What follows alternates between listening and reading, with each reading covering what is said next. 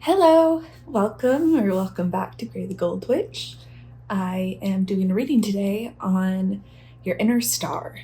And I did a little practice reading on myself before I started this. And it's interesting. I think that an inner star is something that our lives orbit around. That I'm seeing like different planets of our psyche as astrology sees it, orbiting around the sun, and the sun is what is guiding us. I hope that makes sense, but I think this reading is going to be very interesting because it's not. I thought it would be more of an egoic star, but it's looking like it's something more fundamental and more meaningful. So the first crystal we have is this lovely lady. I got her in Peru. The second is this lovely, lovely sir. I got it in Peru as well. I think it might be pyrites. I wish I'd asked what they were. This is selenite tower. And this is a beautiful green calcite that I think I got in Scotland. I don't know why I'm telling you where, but that's also the selenite I think is from New York City. So yes, take a second, choose your pile, and I will see you there. Hi, Pile 1. If you chose this crystal, then this is your reading on your inner star.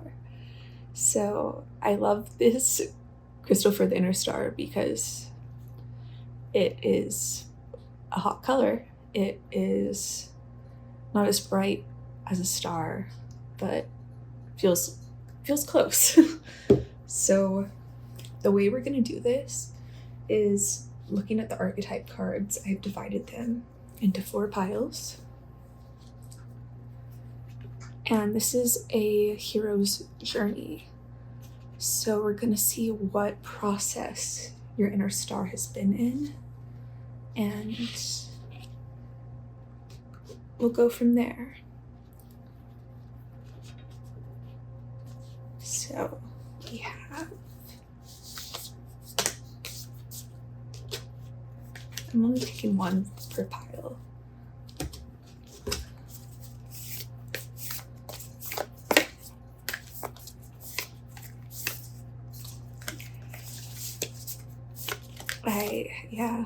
This reading hasn't necessarily been what I expected, but in a very soulful way. In a way that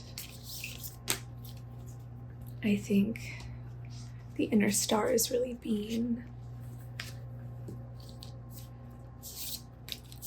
translated by spirit as kind of the life force we orbit around. So let's look at your hero's journey. So we have the destroyer, the ocean, the prayer, and Aletheia.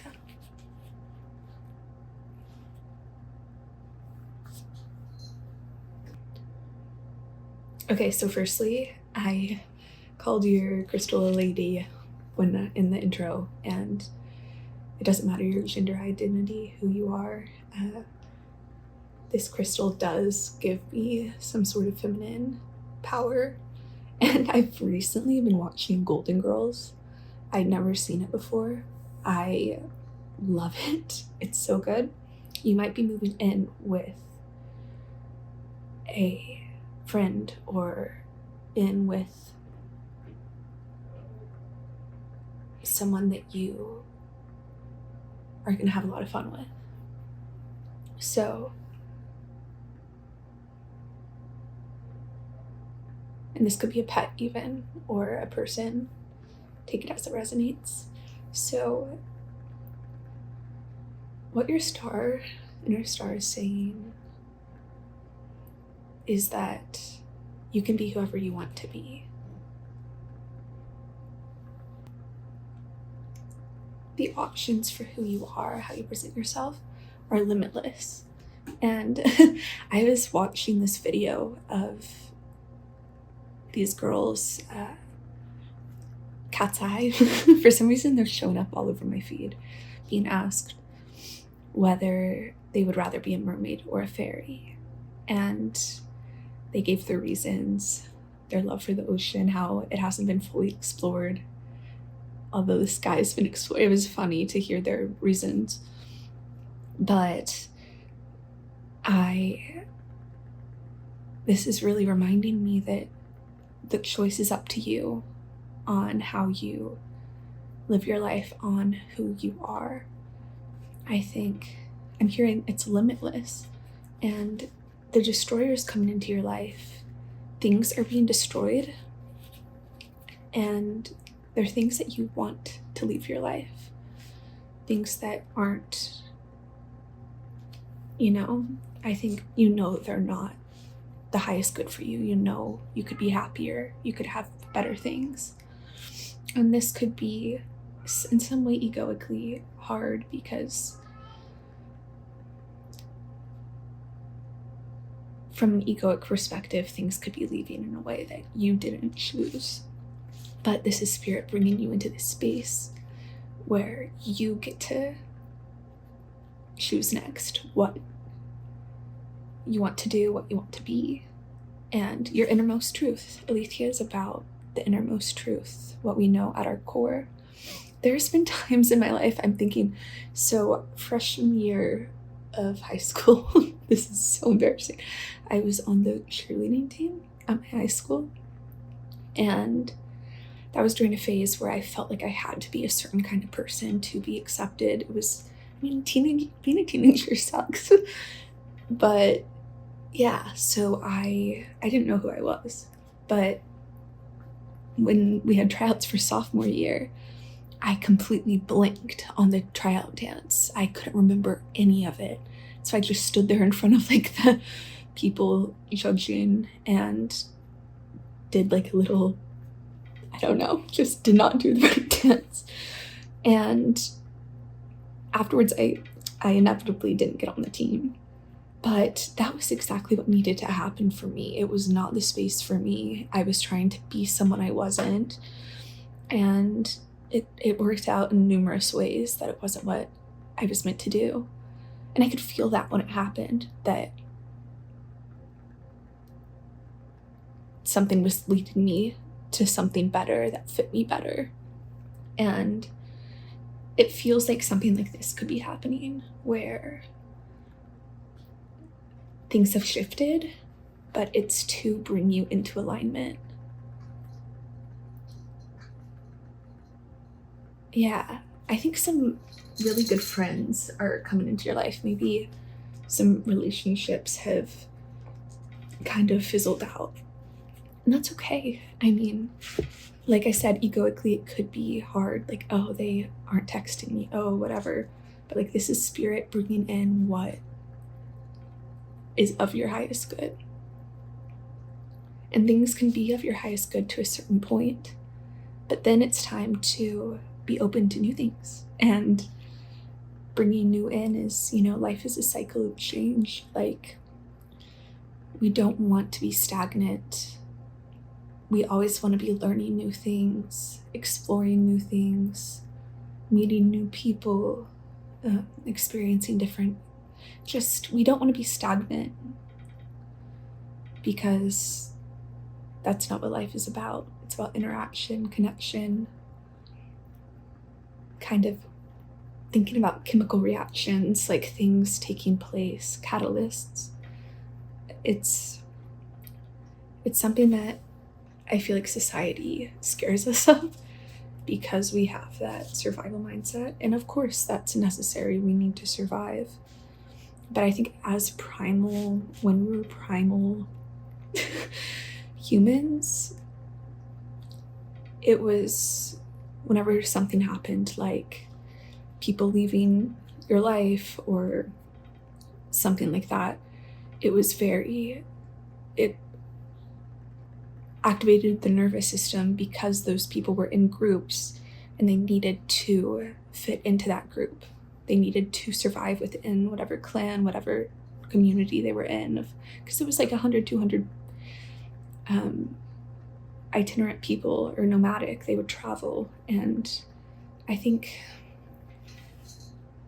that spatial traveling might have been some of their change. But here, as modern people, for some reason I wanted to say moderners, as modern people, we have the ability to leave situations and people that aren't going to help us grow. And we have more autonomy, more choice than those people did. And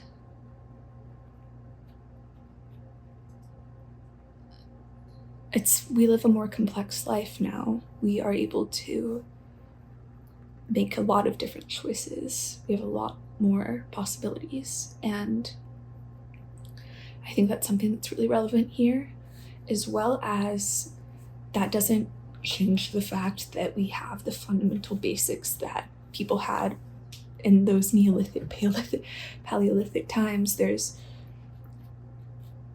We have the ocean, we have prayer, we still have those fundamentals: grass, mountains, love, connection. And that will keep us grounded. But we just have more complex ways to interact with it and interact with people. And I think realizing that when you have that egoic blow, have that feeling of, oh, this didn't work out, it can be a really primal response. And I think for me, it's been really important to identify that. And it's easy to forget. I have a built-in forgetter in my head. But when I remember that about, oh, this didn't work out, even though those people I didn't really get along with, or they didn't feel like the right fit for me, we still have that primal feeling of, oh, this isn't safe. So I think that what's really important here is realizing that as humans now, we don't necessarily have to be the black sheep of our community. We can go find the other black sheep and form community as well. And that's something that I have been able to find in my life, and that's been so beautiful. And I have been able to find that community also strengthened my relationship with my family, because I had that group of identification. And yeah, I just am also thinking the ocean is so vast, the universe is so big, and we're given the freedom of making these changes. So yeah, this is really cool. That's how I started the reading. You can be whoever you want to be. You can be wherever you want to be. Obviously, there's logistics. Obviously, there's practicalities. But there are ways. If you really want to do something, there are ways. Like if you want to move somewhere,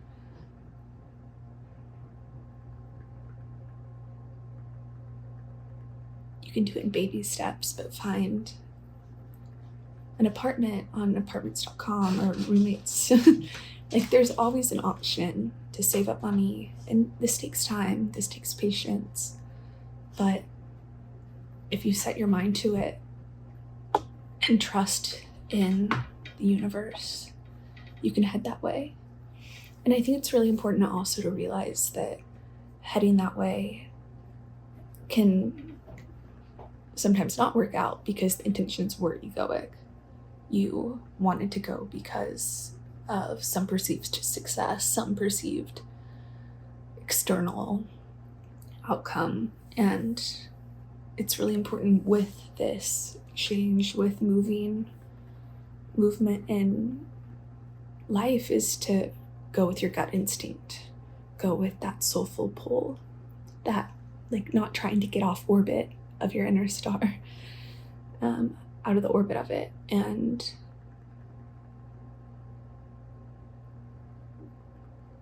I think what's really cool that I've realized is that if something's not meant to work for me, Spirit makes it very clear. Like tons of obstacles come up. I feel like I'm trying to swim upstream. It just feels like everything's against it. And I might have an attachment or expectation to that working out. But now I've learned how to trust that Spirit's saying, no, don't go this way. We have another way for you. And then whenever I try this new way, or I'm like, oh, okay, my soul feels pulled towards this, let me see how this will work, the obstacle's clear.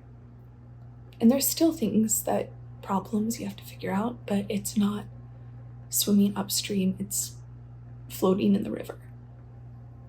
I met someone who went on like a week-long float down the Grand Canyon, and apparently it was amazing camping in the Grand Canyon, floating down the river. I'm sure he said they were flown out in a helicopter or picked up in one at the end, so I'm sure it's ridiculously expensive. But I think that sometimes we do things in our life to reflect what we're going through internally. And I think he was flowing with his life. And yeah, I met him on a train. He was really nice. Okay, so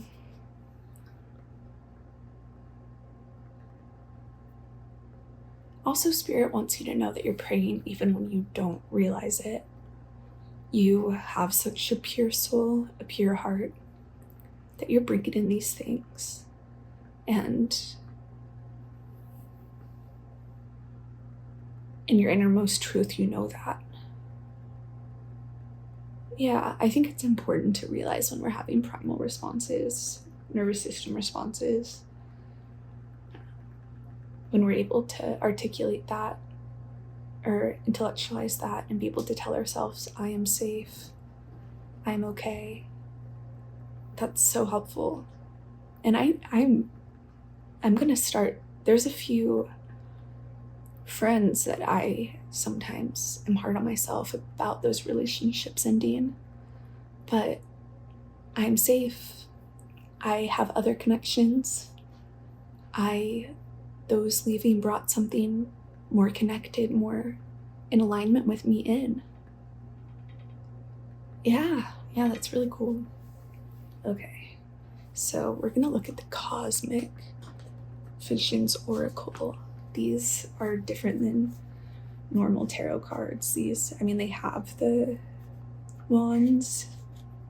I'll show you. It's easier to show than tell.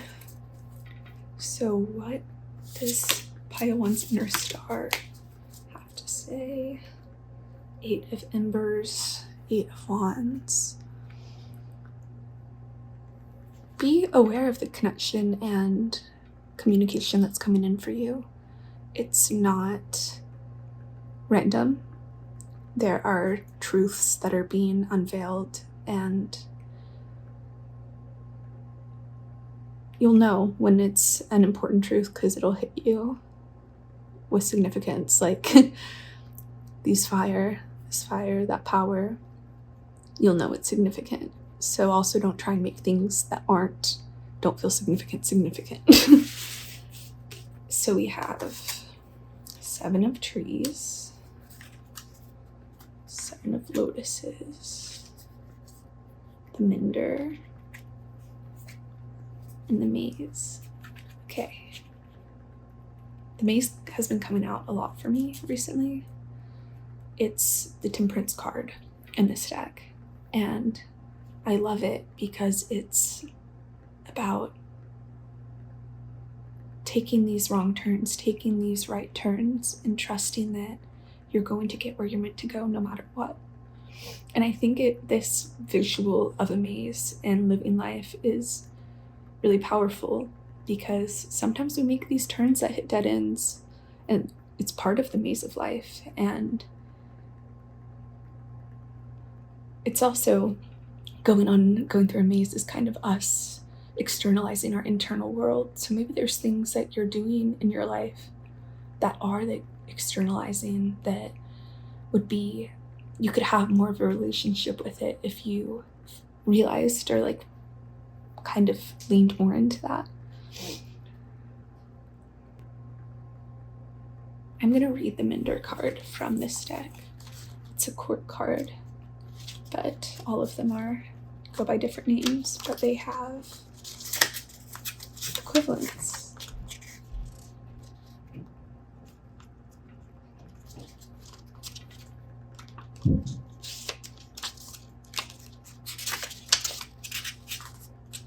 The Queen of Chalices. Compassion, calm, comfort. A wondrous display of lily pads color the water, and atop the largest one kneels the Minder. With a sincere lightness, they take a broken lotus in their hands and offer it healing through compassion and care. The Minder has found a potent energy within themselves and can channel it into a brilliant force for healing. The Minder has a comforting presence that imbibes those around them with a state of calm. In a reading, it's a very positive sign of restoration and reflection. Through the Minder's compassion, they have the ability to heal, even without intentionally doing so. A lot can be learned from the Minder on being soft, compassionate, and kind. As if you feel as if you have been too rough lately, the Minder may show itself as a reminder to embrace the softer side of yourself.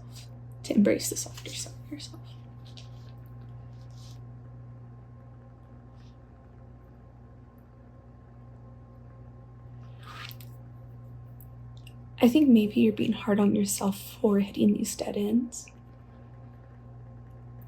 And I think it's really nice to be able to see this in a reading and be reminded that that's just how life is. We hit them. And I think right now you're being shown a lot of different options and things that won't fulfill you in the long run, things that you're meant to grow past. The Seven of Trees is so beautiful here, and you could stay here as the Seven of Pentacles. Wait on this. But I think you know that you're meant to go towards other things, towards other opportunities. And you can continue to wait in this village and grow your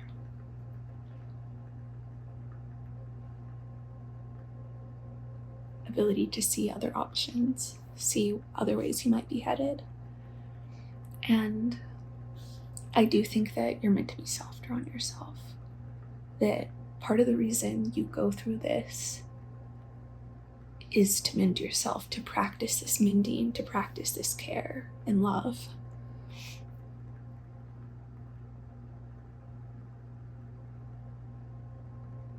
There's a Shakespeare sonnet that's in my head. Love is not love when alteration finds.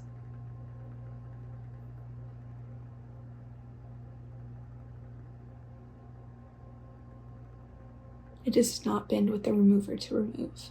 Oh no, it is an ever fixed mark.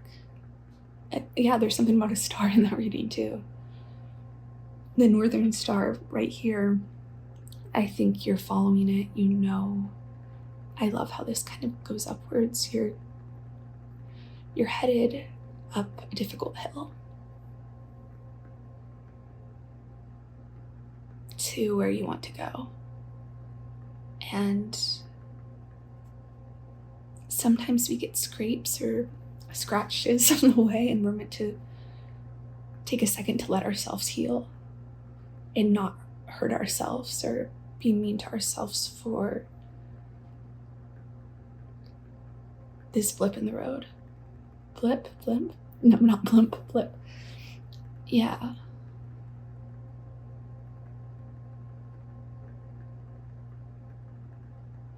Let yourself rest here.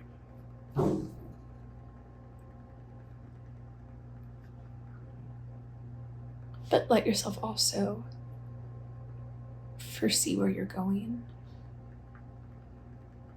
And whenever there's a dead end, when you see it's a dead end and there's resistance, it's not working out, turn around and continue to follow the path. It doesn't say anything about you. It says you hit a dead end. It's when you're walking in a maze and you hit a dead end, physically, you're not like, oh, I can't get through this. It's totally my fault. This dead end is here. I should be able to break through it.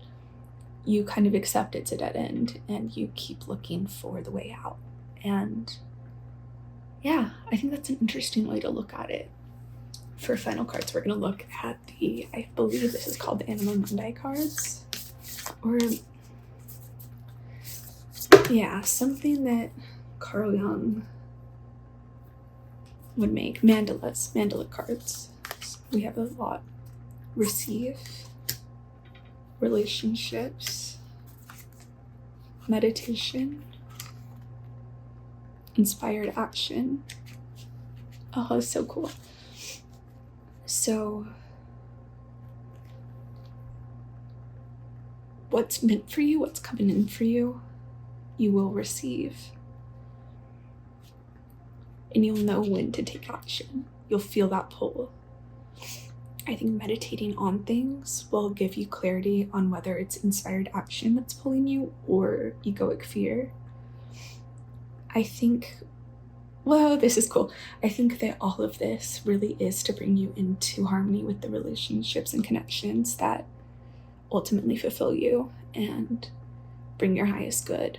And I think that's the path you're on right now, is to receive these relationships, is to take inspired action, and Spirit's going to get you there, take you that way.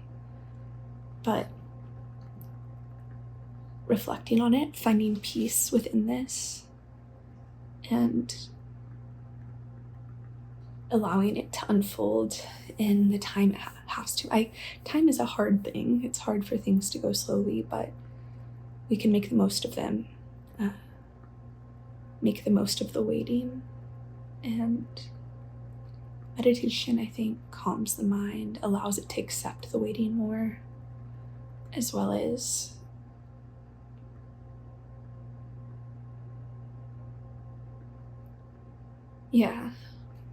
Mindy. Yeah, it's hard to get here. It's very easy to be hard on ourselves for not being able to break through that dead end. But if we visualize it that way, it's silly that we want to break through the dead end of a maze. It's just not meant to happen. So yes, this is what I'm getting for you, Pile 1. This was lovely, and I will see you in another reading. Hey, Pile 2, if you chose the pyrite obelisk, then this is your reading on your inner star. So I was talking to Pile 1 about how this reading has been different than I expected, because I thought with inner star it would be very like your pop star, your musician star, your whatever star. This is way more kind of the bright light, the energy, life force within you that's your experiences orbit around. It's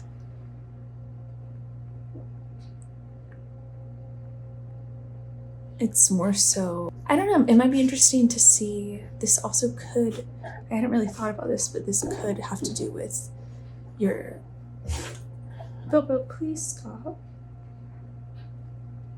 Sorry, my dog. Your sun astrology sign. So I hadn't really thought about that, but maybe that's kind of what we're tapping into today as well. Oop. So we're doing a journey reading about, it's called The Hero's Journey, and we're going to see what your inner star has to say about that. Okay.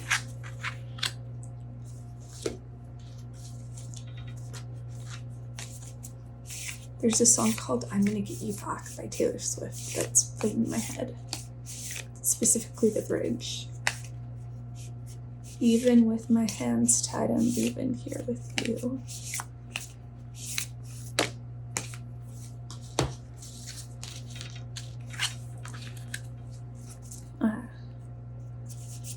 It's funny, Taylor Swift made that song, and before it, Olivia Rodrigo made a song that was like very similar, and they kind of have some sort of competition going on, but I don't think it's them personally. I think it's just how like pop culture's presented them. I don't know if that's relevant. So we have the Judge, Threshold, the Mask, and Anima Mundi.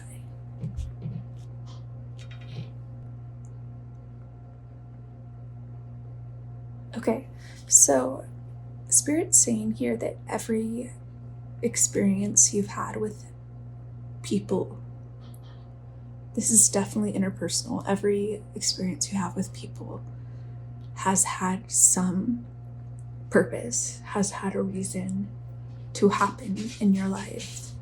It's taught you something, it's prepared you for other things. And it's funny, there's this Andre Breton book, it's called Mad Love, and it starts with him, different versions of him, all lined up on a park bench, all sitting on a few park benches, and across from them are all of his lovers, his past lovers.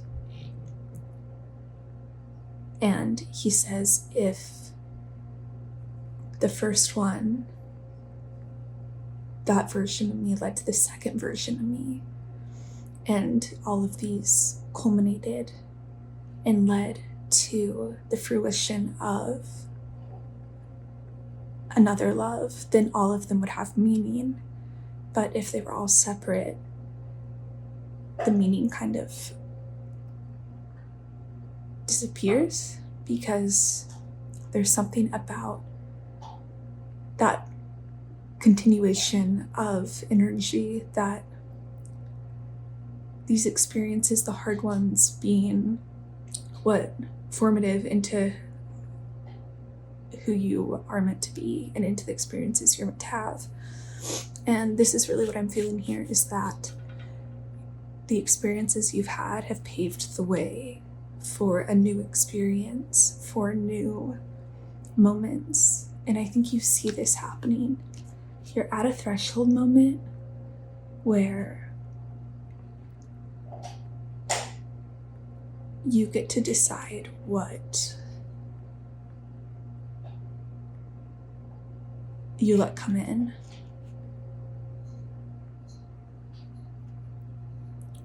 You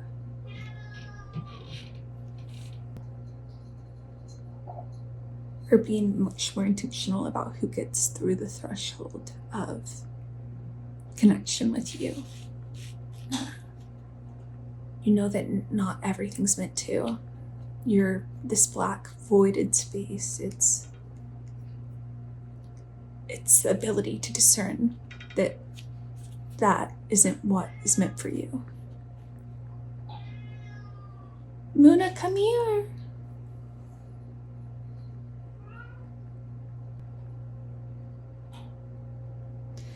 Spirit's saying what you give care to is what grows.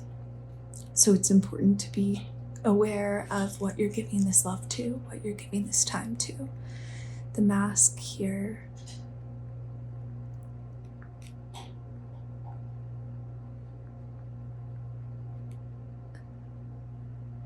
I think it's important to realize you might be overly critical of the masks people put on, of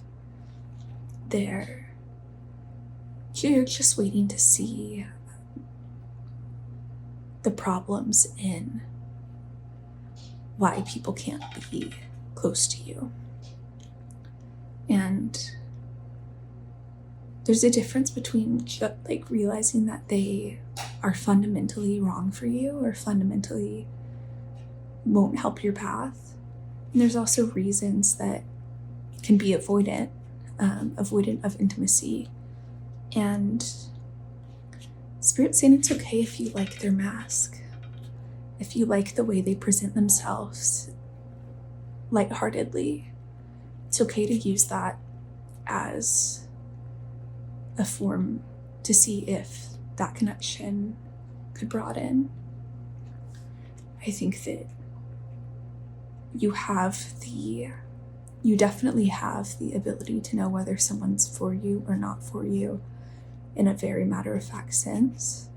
But you also have the ability to look at the nuances of the people who are for you or could be for you and pick out reasons why they also aren't. And Spirit's asking you more to enjoy your time with these people and not be so critical of it. Because in the end, we all wear masks. There isn't a true way. Like, we all come at the world from our own perspective, our own lens, and it's complex, and there's no like pure, unaffected by the world presence that we present to the world. And I think being aware of that, and that being aware that all humans have these defects of character, and all humans are on the spiritual journey.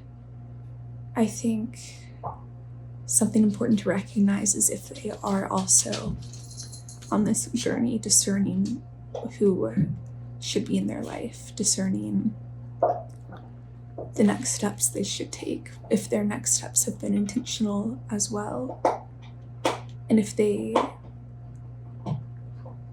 choose to present in a happy disposition. I think there's something about sometimes you see the soul behind people with negative dispositions who always like to complain, who are sad, who you might take their seriousness for wisdom, but Spirit's asking you to really keep in mind who makes you happy to be around, who are you happy to be around, who adds sunshine to your day, because this soulfulness in this seriousness isn't what you need. You need this sunshine in your cloudy days. Yeah, so Spirit's really, your inner star is asking you to be open to sunshine in people. Don't judge them too critically if your instinct is that they are someone you can get to know. You will know decisively if someone is not meant for you. You have this intuitive ability. And I think it really weeds out a lot of people.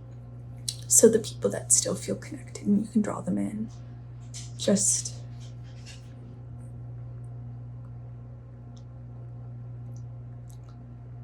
if you see that they're living from these principles, if they're living with this wisdom and discernment and have a positive attitude, have that glowing spirit, I think you're meant to be more open to it and know that even if you don't feel forever in a situation, the experience itself matters. I think there's something about not just thinking in terms of what is meant for me forever, and instead thinking about what will make me happy right now. I think that's really a big thing, is not just waiting for something that's gonna last forever, and instead just enjoying your day-to-day movements, your moments. You don't want to wait for something forever. You want to enjoy your life as it is now. You don't want to wait to live. So I think, yeah, enjoy the people in your present moment and know that itinerant moments have meaning, have importance.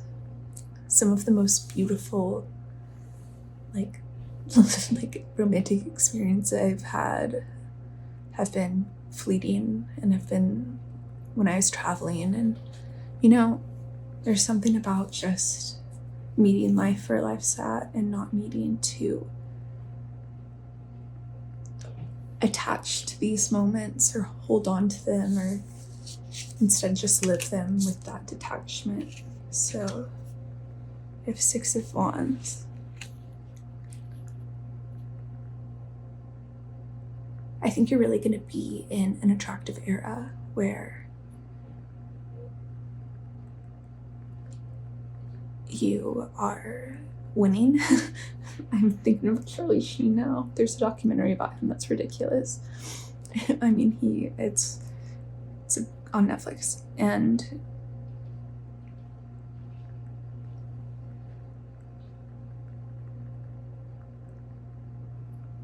as you feel this way, as you feel this, there's bright lights that are entering your life, and you're meant to be open to them, even if they're these fleeting moments of like shooting stars entering your life. Yeah, it's really, I think you might put an emphasis on forever, and nothing lasts forever. And so I think you're meant to embrace the moment and experiences as they are. The Fool. Hi. Hi, Max.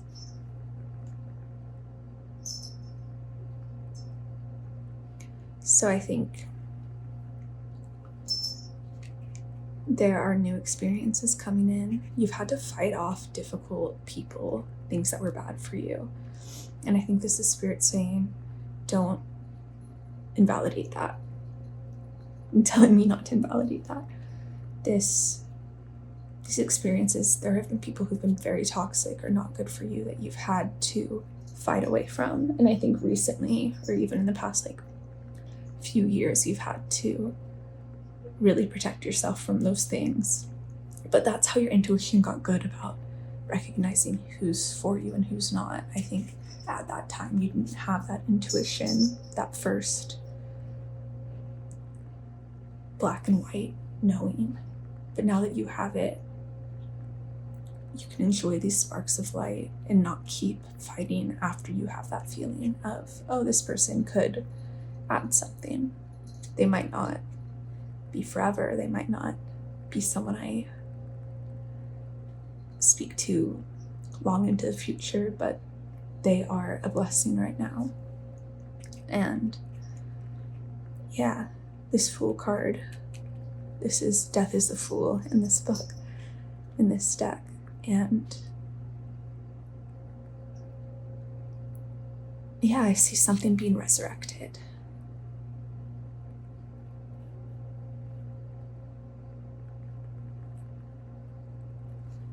But it can only be resurrected as this fleeting moment, as this fleeting experience. And it doesn't have to be like a moment, but it's not attaching to it in the long term, just embracing it in the here and now.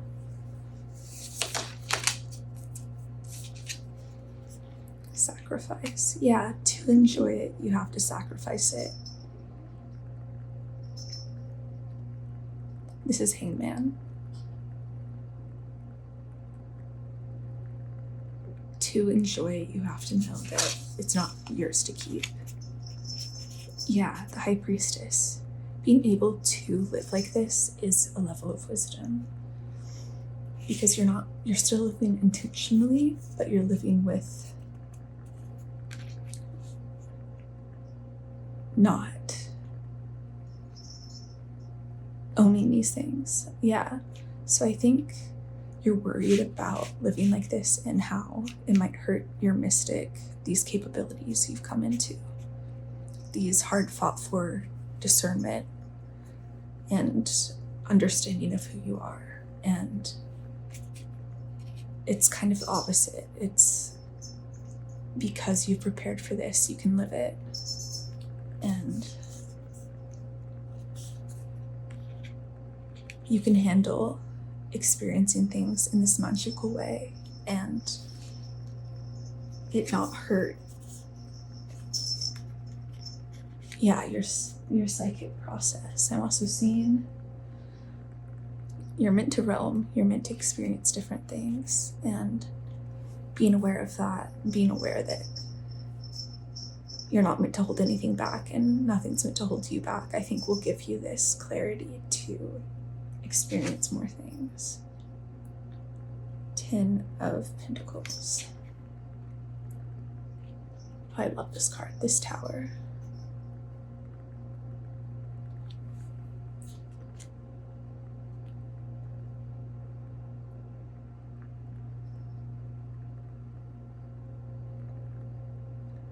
I think there's something, you want this fulfillment, you want this long term.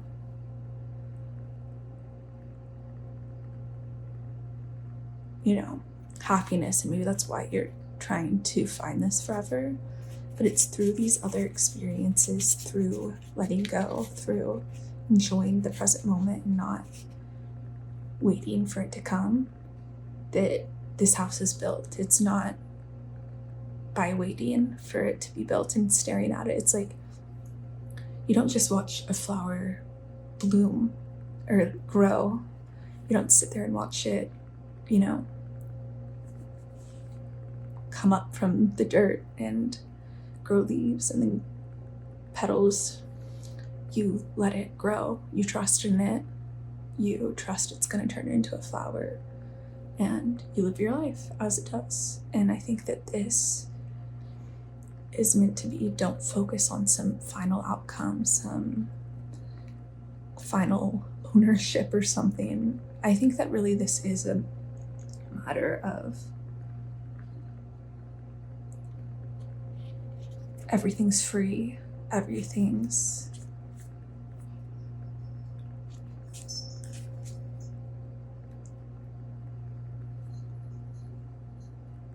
whole in itself, and really we're all whole in ourselves and don't owe anybody anything. I think it's a freeing thing that we can't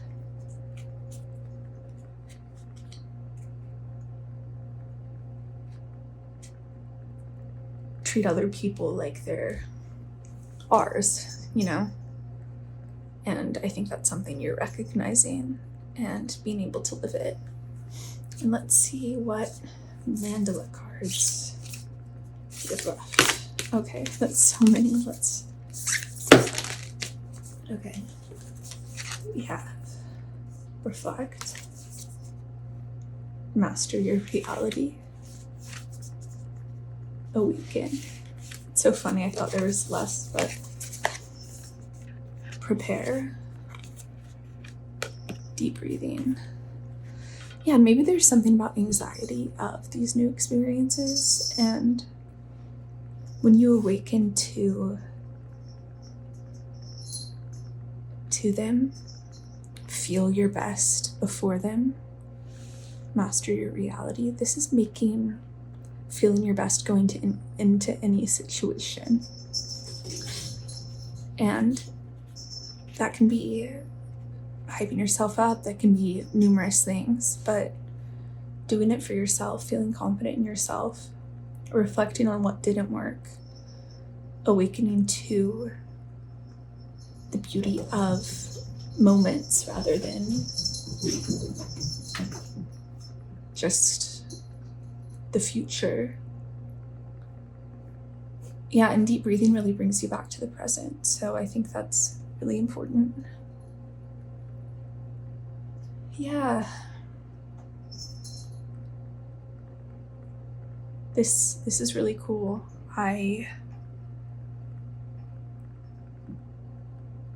This is very much like live now, don't wait to live. So that's what I'm getting for you. It was an honor to read for you, and I will see you in another reading. Bye. Hey, Pile 3, this is your reading on your inner star and its messages for you. What's kind of cool about this crystal, now that I'm looking at it, kind of looks like a star. Like, say this is the star, and then each of these is the orbits around it. That's that's pretty cool. I didn't notice that till right now. Yeah, so this reading has been really like about that inner light, that star, maybe even something to do with your astrology sun sign. I imagined it as kind of egoic, like your inner pop star, your inner rock star, something about like that sort of shine. But this feels more like a life force, more your inner star, something very. This is so, cheesy, but we're made of stardust, and your inner star, that inner special part of you, has messages for you. So, yeah, we're going to look at the hero's journey. That's where we see what your star wants to bring to the table. So we see who. We're only taking one card for this. What?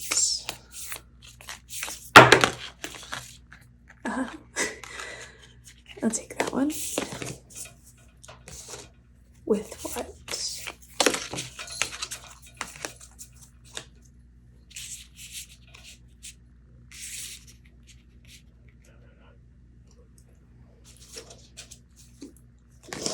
And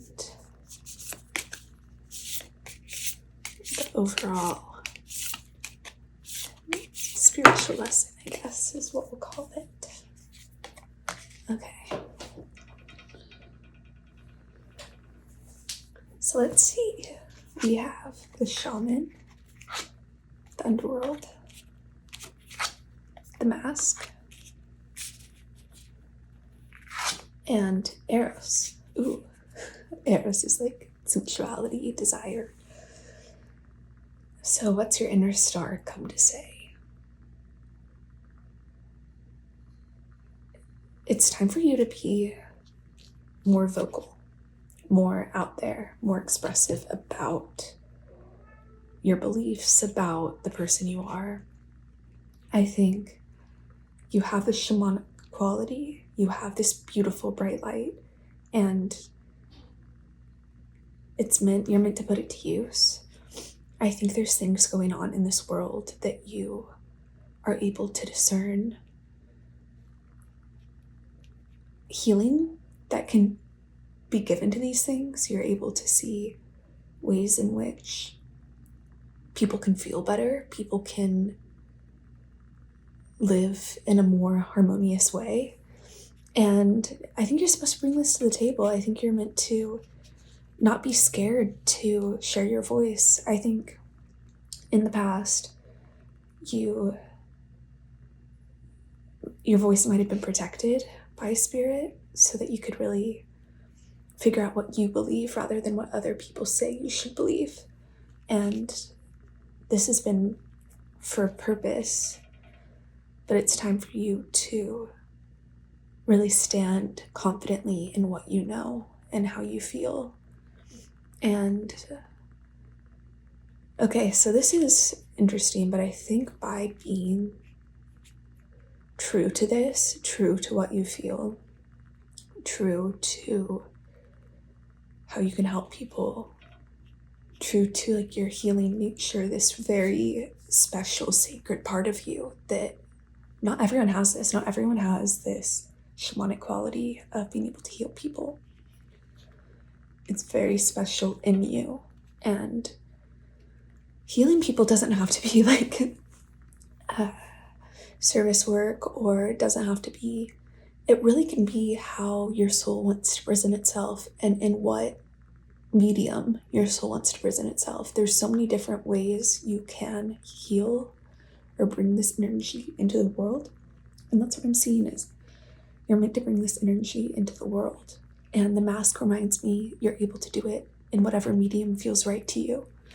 So don't feel limited to spiritual jobs, healing practices, healers.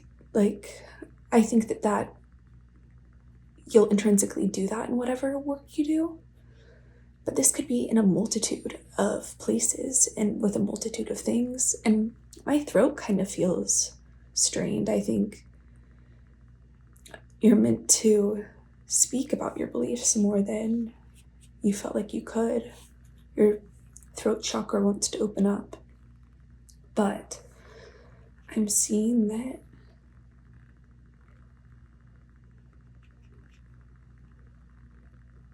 people will really be attracted to this version of you.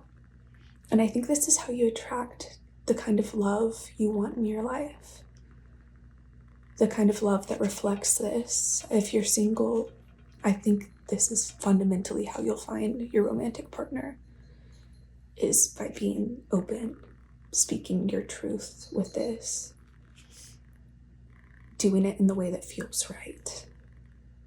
Your shamanic practice has taught you what is good in this world, what is healing, to a healing balm to these difficult things of life, and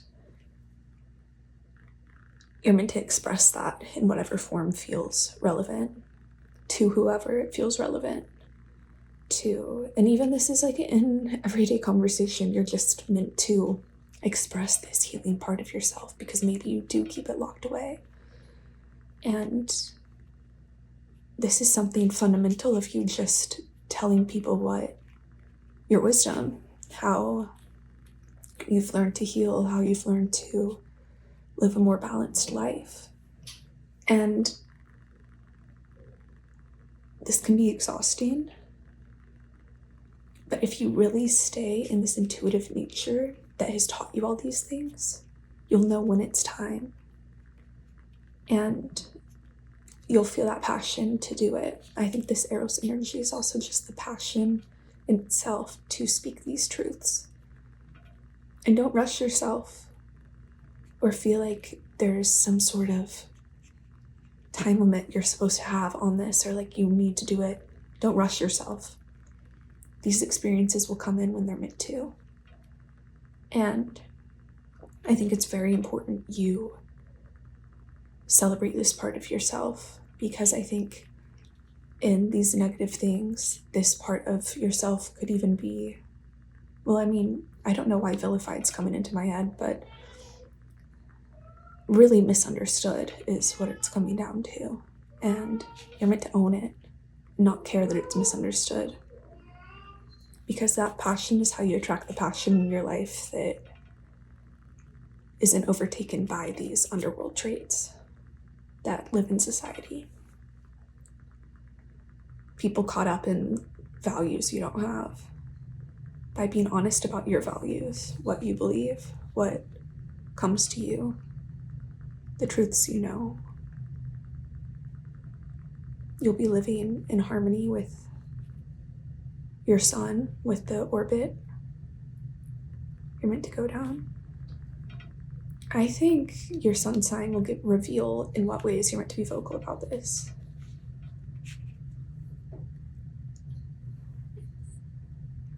And the house that your sun sign is in.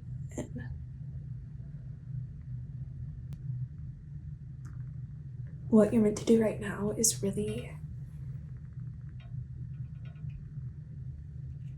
respect these gifts you have. I think it's easy to kind of want to reject them because they don't fit into societal norms. You go against the flow in a beautiful way. And you go against the illusions of society and culture. And I think that sometimes you feel resentful that pushes you out of society. I'm thinking of vitriol, just kind of that anger towards someone or something. I was having trouble really understanding what that felt like. And then I had an encounter with somebody who just was really rude for no reason. And I felt that vitriol. And I was like, oh, this is not it just was a feeling that dominated me, and I didn't like it, but I think it also was meant to show me what isn't an energy I need around me. And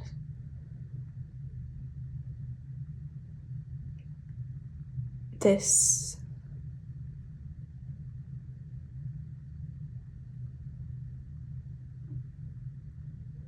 I think it's important to realize with shamanism that there's healing bombs and there's also poisonous things. And shamans are aware of what heals and what is poisonous. And living true to that rather than trying to fit in a box you don't fit in is really the path I see we need to go down. And I think part of the problem is not, there's no problem, but what's holding you back a little bit is you think this Eros energy, you think this passion comes from this underworld, comes from that place, because that's all you've ever seen that kind of romantic feeling in. But you'll be shocked at how it presents itself with this honesty and clarity. And yeah, when you get into this energy of being really expressive in this way, I see it coming in faster than you'd expect. Don't try to please people who are caught up in these energies. Just own your star, own who you are. Also cheesy, but the sun is also a star kind of reference is coming in my head. And I think we kind of look at the sun in a way that is pretty narrow-minded. Like, this is our sun. This is all there is. This earth is all there is. We get kind of limited when there's trillions of suns out there and billions of galaxies, and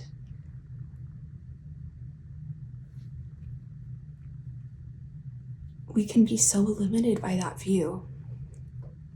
And the shaman card's in space. You have a perspective that's much wider than what we can get caught in this life. And you're meant to bring that. You're meant to talk about that and bring that out. And that's how you'll be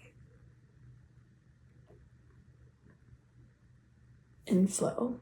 And I see you already do this, but this is clearing out any resistance or any obstacles to that in your life. So we have this, they're called Cosmic Visions Oracle cards. They're different than tarot, but the same as tarot. And hi, Luna. You want to come over here?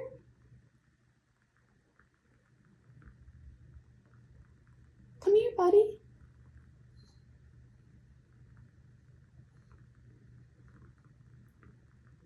Okay, so let's look at what your star has to say to you. The Ace of Birds. Yeah, you know what's right for you. This is the Ace of Swords. You know what is meant for you. You know what is your truth. You are not confused about your truth. You are very aware of it. And I think part of the resistance in your life is you trying to bring this truth into, trying to compromise it or bring it into these poisonous sort of realms. And that sounds dramatic, but I think that this kind of has to be stated in a dramatic way to get the point across. And what you know you're meant to bring to the table, that's what you're meant to present. That's what you're meant to live by. Don't feel like you have to live by the expectations of this society.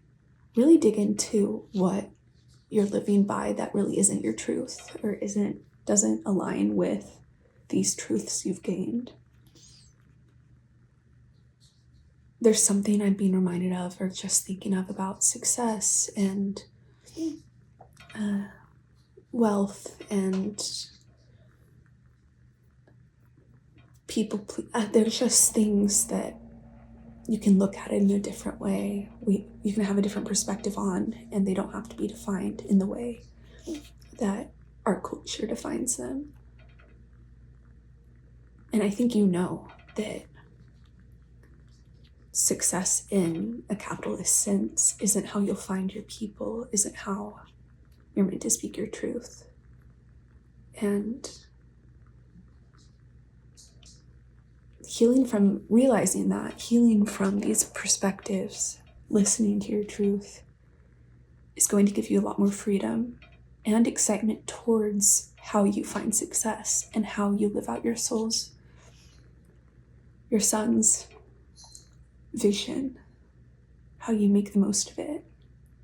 There's that F. Scott Fitzgerald line that's like talking about how you can always change your life. You're not stuck. And he says, I hope you make the most of it. And yeah, that hits me. So what does the sun want to say? Seven of Swords. Yeah, this reading, I think, is about getting you aware of the Seven of Swords energy in your life and not keeping it in your life, I think. So we have soulmates, that's the Lovers. The Phoenix, that's the Hierophant. The orbs, that's strength. And the spirit plane, that's the Chariot.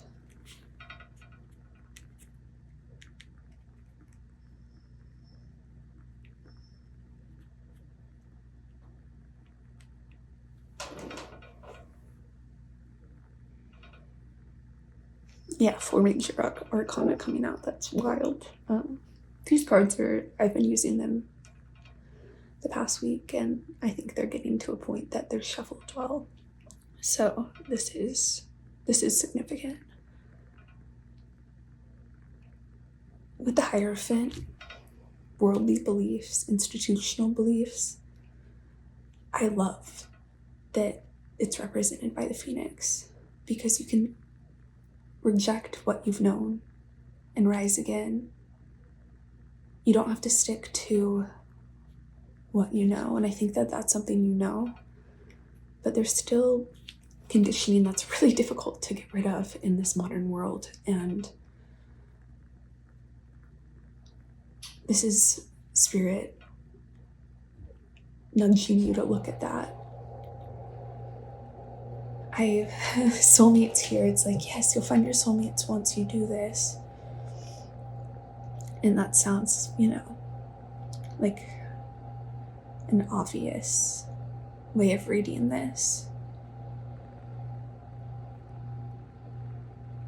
But something I don't think you realize is that you speaking about this, you talking about this, will help other people with this and bring them out of that conditioning and make you more aligned. Kind of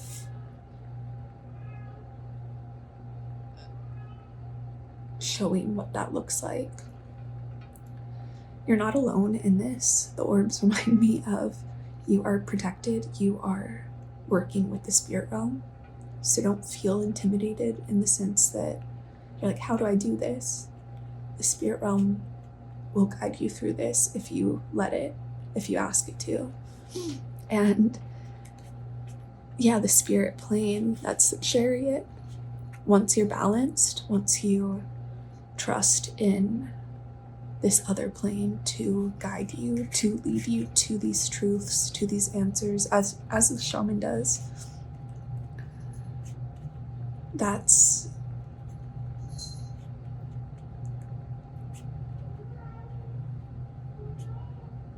really where this magic comes in.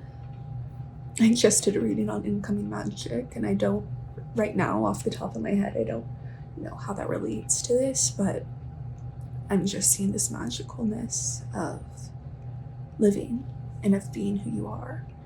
And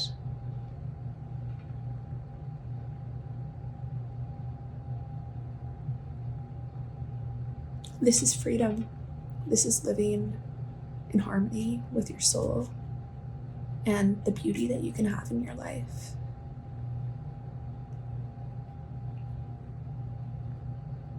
And once you, the Chariot card, once you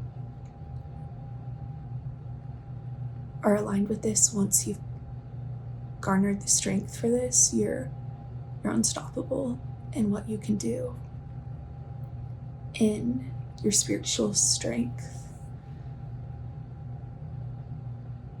So I think, just looking at what systems aren't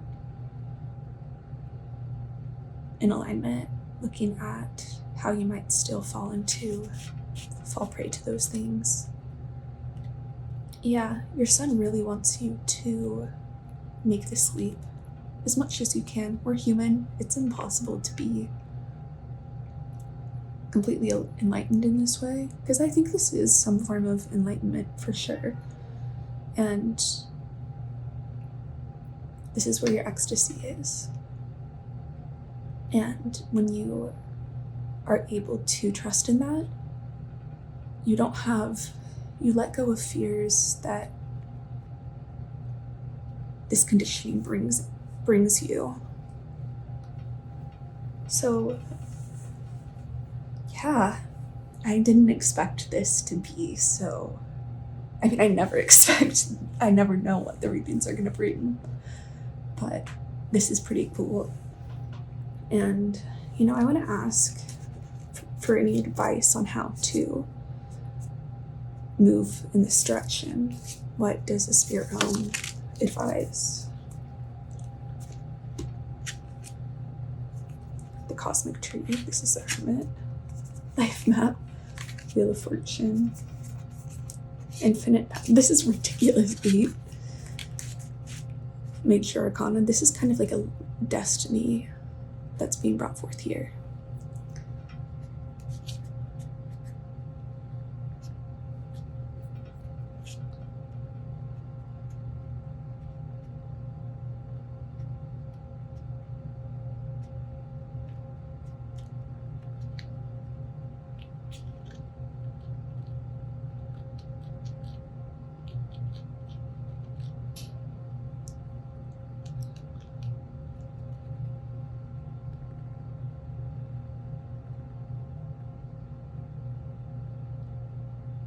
Oh, we know this is judgment.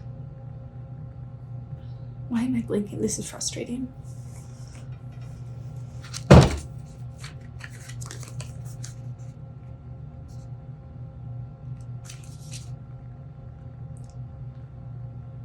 Infinite pathways. The sun.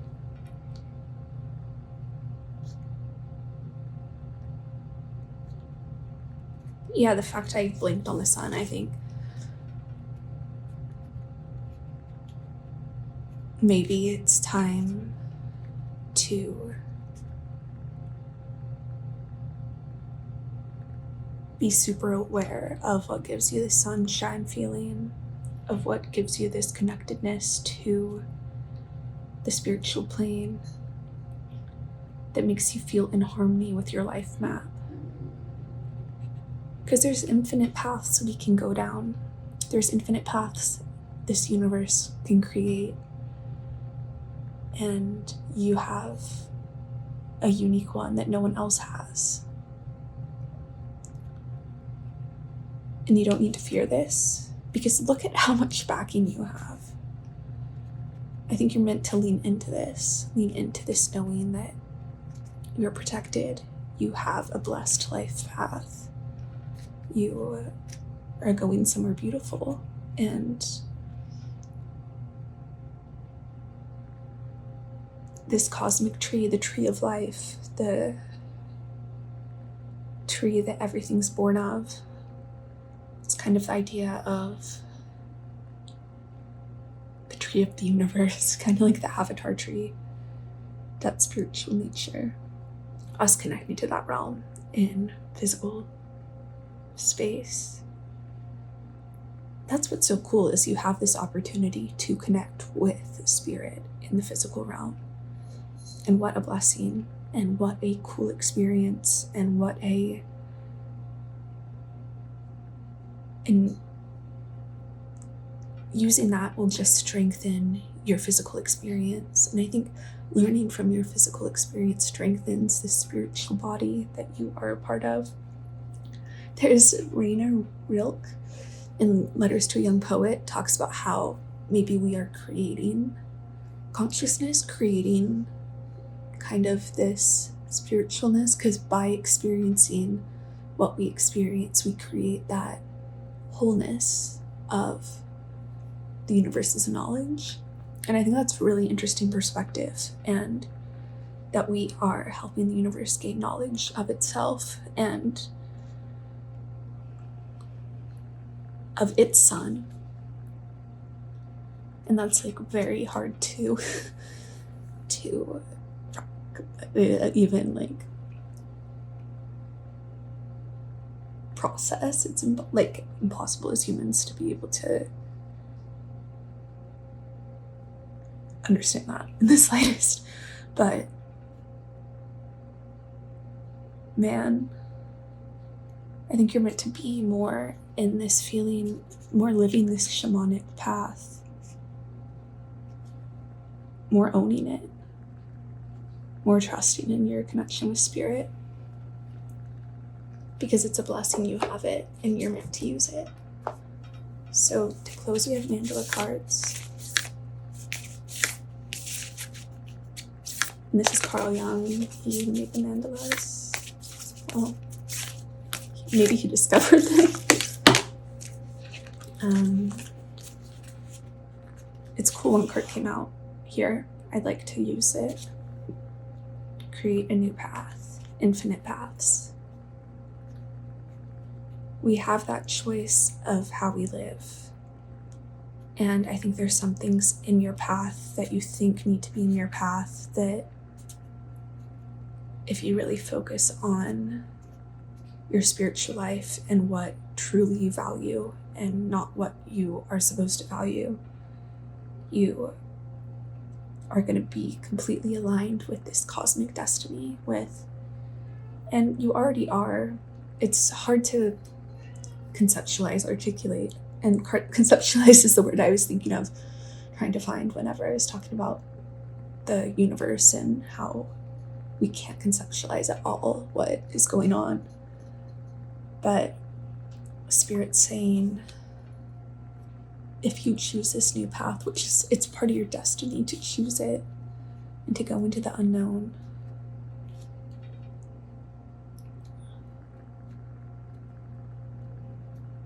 you're going to find that fulfillment. And the universe, or society, will always make us question it, but our relationship with the spirit realm and with love itself, with truth itself, that purity, that's how we continue this way, instead of falling back into the traps of, the material. So I hope this resonated and made sense. Yeah, see, the ego. Ego is healthy in being able to identify who we are and where we are, what what we do. It has those benefits, but the ego is what limits us and pulls us back from celebrating this path and continuing in this path. And the ego is kind of what holds holds us back because the ego wants to grow and be bigger and be better than the next. And that's just not how the spirit world is working in us. So yes, pile 3, this was so cool, and I would love to hear more about your stories in your life, because this is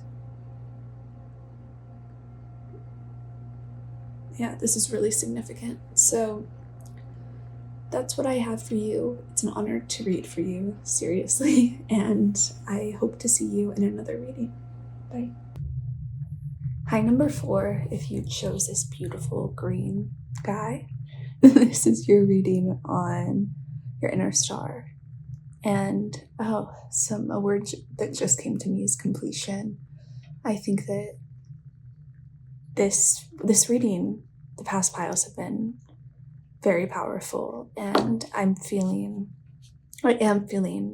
one of the past piles was really about spirit, and I'm feeling Mother Earth coming through strongly here, and about past experiences that came to completion, things that ended, things that you've mended. It's poetry. And I feel that here. So let's get into it. We're doing the hero's journey. Who, where, with what, and kind of why. The larger spiritual meaning behind it. So let's look at your cards. Who,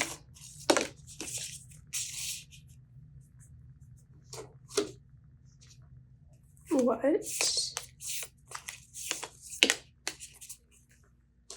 where, no, that's where, sorry. I keep saying what instead of where. With what?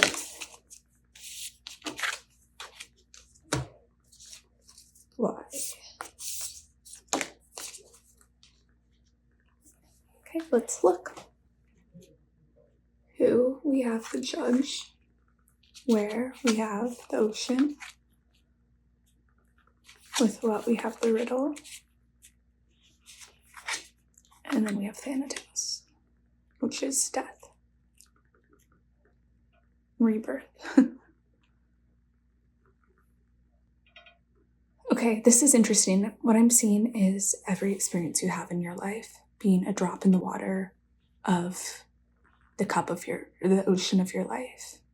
And it all flows together. It's all harmonious. So every experience you have, filling that ocean of experience, and nothing being more significant than the other. And our ego does want to make one experience seem bigger than the other, more significant.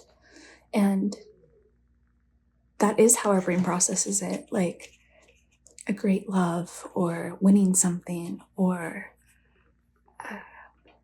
that's how we process things as humans. But the riddle of all of this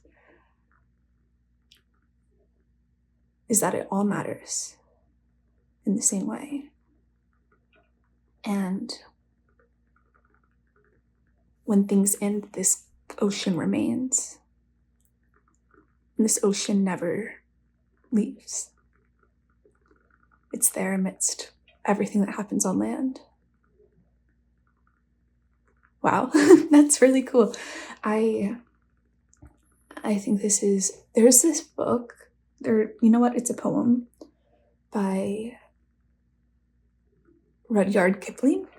Maybe because I said book, you're meant to look at more of his poems. This has come up for his poem, but I never have felt the need to read more. But his poem is called If, and you can listen to it. Morgan Freeman does a recitation of it on YouTube. You can look it up, and it's amazing. But there's a part of it that's like, it's heteronormative. It's like, to be a man, you take wins and losses the same. you get up and try again. It's kind of living like everything is a drop of water in your experience and nothing is more significant than the next thing. It's very soulful. He was a soulful guy. I don't know much about him. I think I'll do some research on him after this. I love learning about past artists and past poets' life experience. And it's cool to think that everything that happened in their lives had the same significance, even though we comprehend it as big things happening. It all is this drop in this ocean. Yeah.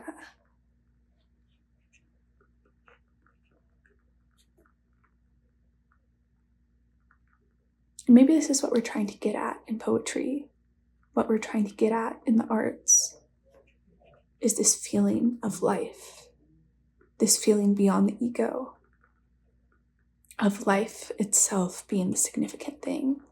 No goal, no accomplishment, no loss. Being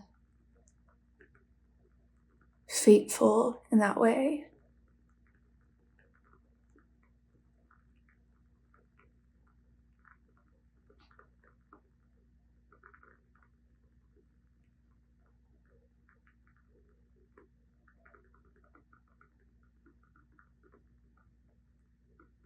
It's so interesting because people get stuck on major events in their life that they feel ruined their life. And I mean, okay, like, we're humans, we have emotions, like, things can happen that are devastating and we can't come back from them. And I'm not saying that's not relevant at all. I'm saying, okay, I'm gonna turn on the light. I don't know where the light has been.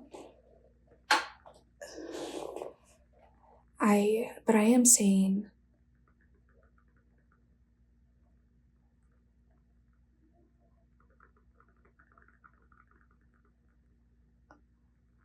we don't have to let those experiences define us.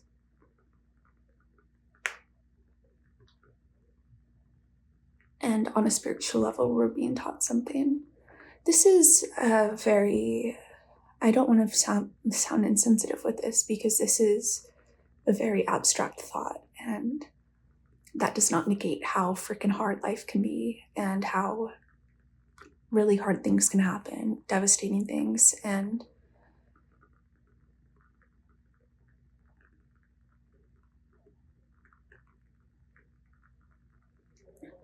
it's kind of beyond our comprehension to understand that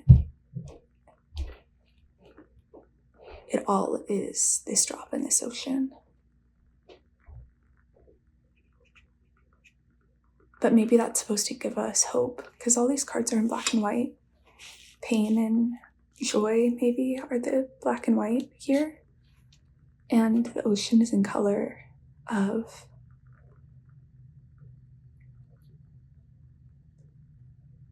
this is kind of a hope, kind of a relief. There's this book that's about the color blue, the relationship of blue with this woman. It's the Bluettes, I think.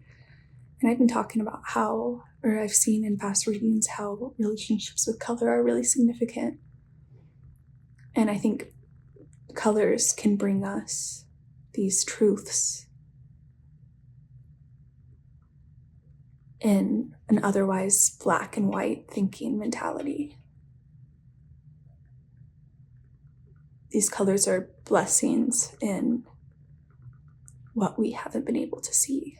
So, yeah, I hope that this made sense. I'm not trying to invalidate any experience. I'm just reading what I see. And I think if that book, or maybe it's in a book, that could be significant. But if that poem would explain this better than I can. So let's look at the tarot cards.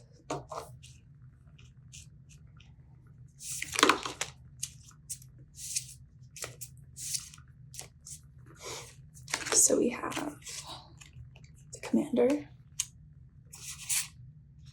Dream World. That's a card that's special to this deck. And Life on Earth, which is the world. I mean, this is complete. The world is the card of completion and of having experience. And Dream World is this utopia where maybe this is kind of idyllic or idealistic of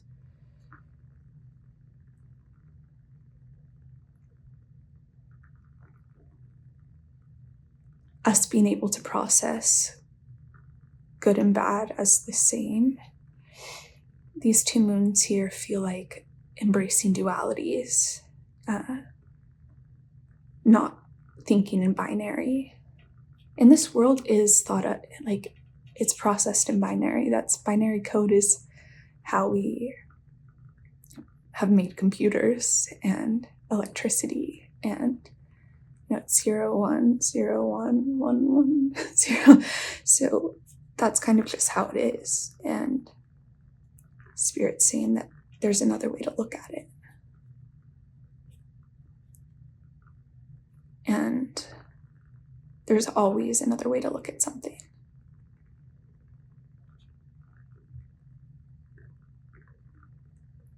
Let's read about the Commander.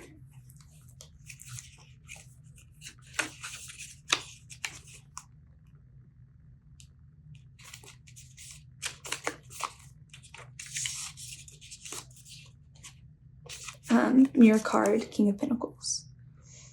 Resourceful, controlling.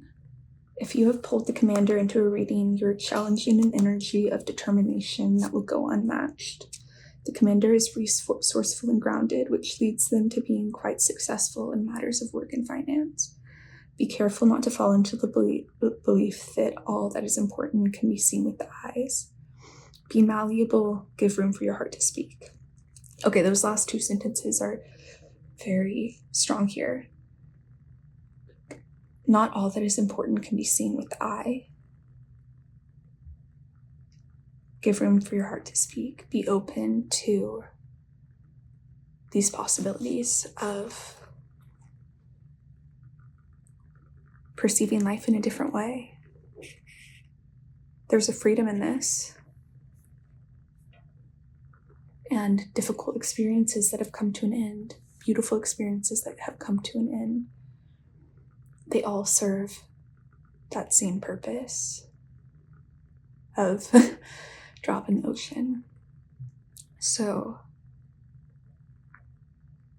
there's a religious song called Oceans by Hillsong. I am not in any way a part of any institutionalized religion, but it is a very beautiful song about trusting in higher power. And I think that could be significant here.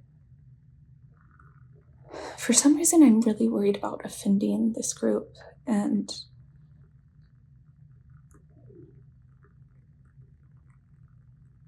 I think maybe it's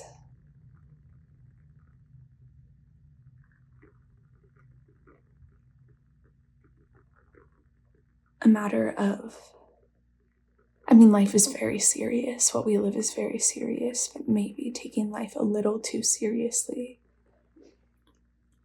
When we can swim in this ocean, when we can enjoy what comes next, what new experiences in our life, when we don't have to control exactly what happens and let the waves come in. I think this is more so what this reading is. Here, this is how we can find peace. Because this way of looking at the world is exhausting, and there's a different way to look at it that can bring you a lot of peace and happiness. And I think this is a way people, as you grow old and you just are closer to passing, I think this is what people realize, what dawns on people towards the end. And I think that it's an enlightenment that happens that we can have early. You don't have to have it it's not necessary to have it at the end. You can have it in the middle and live a new beginning with that. And I think, yeah, that's very beautiful.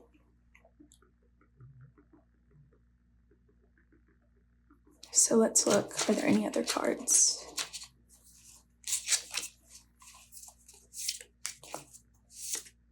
Also, like, if this reading isn't fully resonating or it feels like there's something more that you're meant to hear, please look at the other piles, because the other piles have very different information, and I could see them all resonating, really. This is not the only, it's like this is not the only reality. There's other realities that you're living as well. So we have 8 of Swords, 9 of Swords, 10 of Swords. This is kind of taking back some of the control your mind has over you. I've been feeding the birds. I have some bird feeders that I put seeds in, and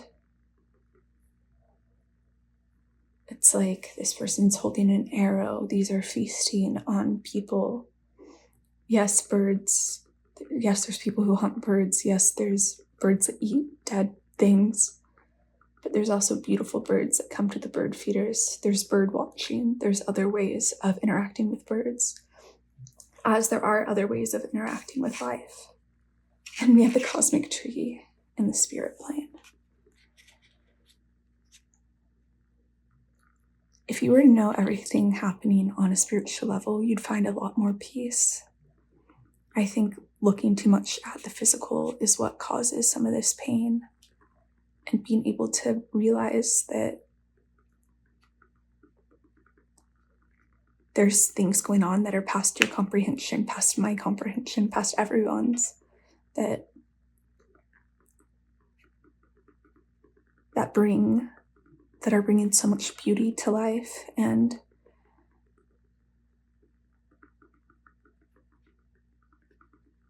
you can hold on to this, and also hold on, if you can't hold on to situations, if situations are fleeting, hold on to the constants, the ocean, the trees, the sun, the moon. They won't leave you. They're constant. So if you're dealing with difficulty in the fleetingness of connection, of relationship, realize that those constants can hold you, as well as realizing that more is coming.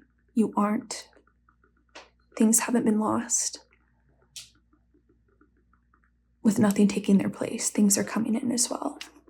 And you can't conceptualize their beauty, and it's impossible to conceptualize what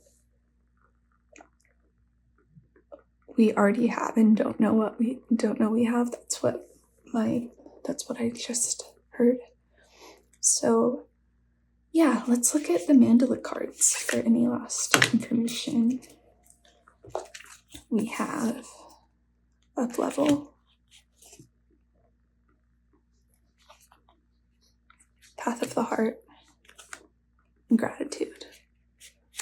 Yeah, I think that this also, gratitude for new things that come in, is really important. I love how there's a duality of people, of dragons here. I think by seeing your path as one of the heart, as one that is taking you where you need to go, as one of these droplets in an ocean, that's really the fundamental. If you take away anything, it's that everything that happens is a drop in our ocean. And that's the beauty of life.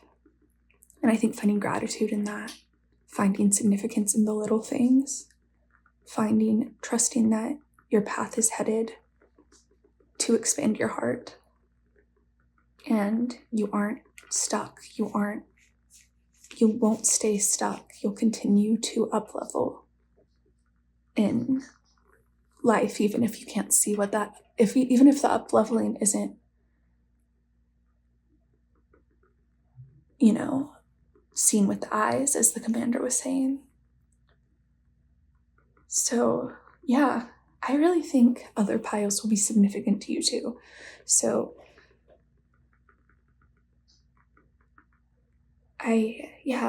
just embrace nature and read some Rudyard Kipling. So this is what I'm getting for you, pile 4. It's an honor to read for you, and I will see you hopefully in another pile or in another reading. So talk to you later.